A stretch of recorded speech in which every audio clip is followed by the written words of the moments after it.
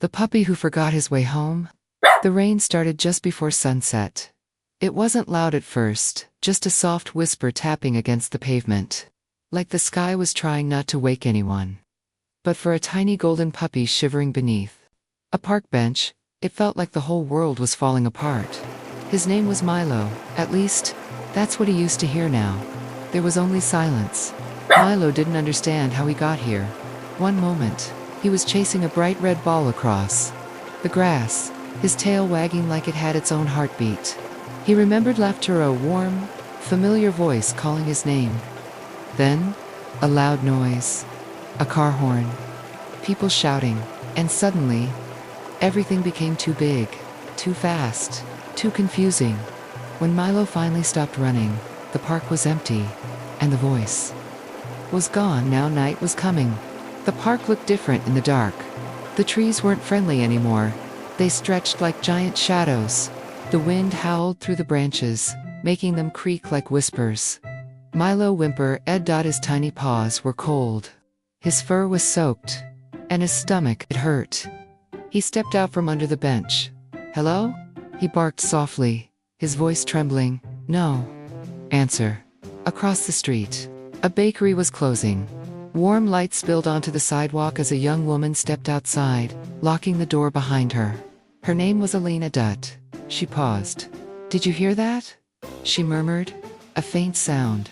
A small, desperate bark. Elena turned her head. Scanning the dark park. There, a tiny shape. Alone. Milo froze when he saw her, another human. His heart raced. What if she yells? What if she's like the loud noise? But Elena didn't move quickly. She knelt down slowly, her voice soft and gentle. "Hey, it's okay. Come here, little guy." Milo hesitated. Rain dripped from his nose. He took one step forward, then another. And then he ran. Elena wrapped him in her coat immediately. "Oh my God, you're freezing," she whispered, holding him close. Milo felt something he hadn't felt since he got lost. Warmth, safety, a heartbeat. He closed his eyes. At Elena's apartment, everything smelled different. Clean, calm, quiet.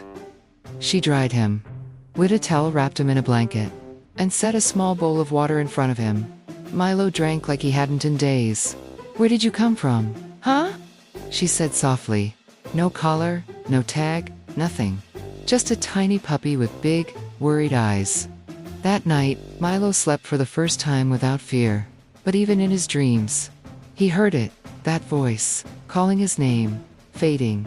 The next morning the rain had stopped. Sunlight streamed through the window, warming the room. Milo stretched and looked around. For a moment, he didn't remember. Then it hit him. He stood up quickly, scanning the room.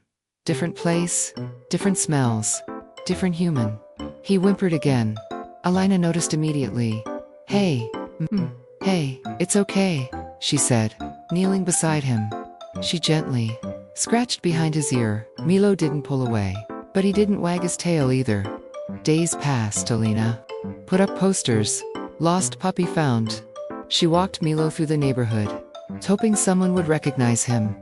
"Does anyone know this little guy?" But no one did. Each day, Milo grew a little stronger. He ate more. He played a little. He even wagged his tail once. Just once. But every time a car passed by, he froze.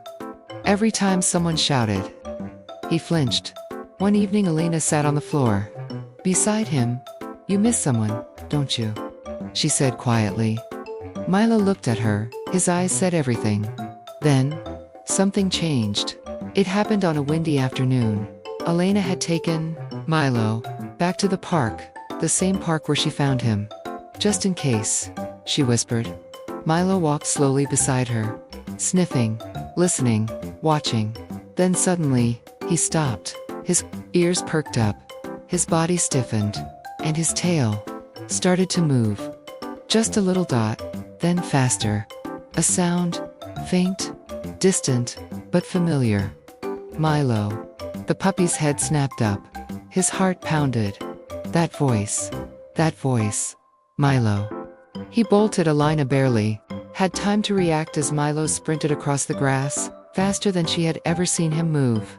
Milo, wait. On the other side of the park stood a boy no older than 10. His eyes wide, his hands shaking. Milo.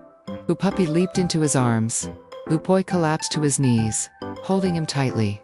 I thought I lost you. I thought you were gone. His voice broke. Tears fell into Milo's fur.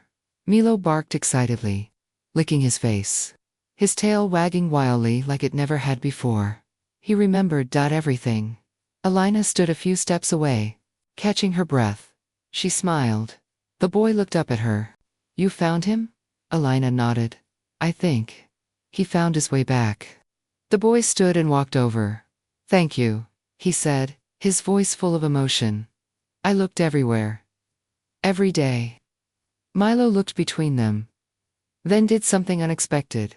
He walked back to Alina, sat down, and gently pressed his head against her hand. Alina laughed softly, tears in her eyes. Hey, don't make this harder than it already is. The boy smiled. I think he wants you to come visit. Milo barked happily.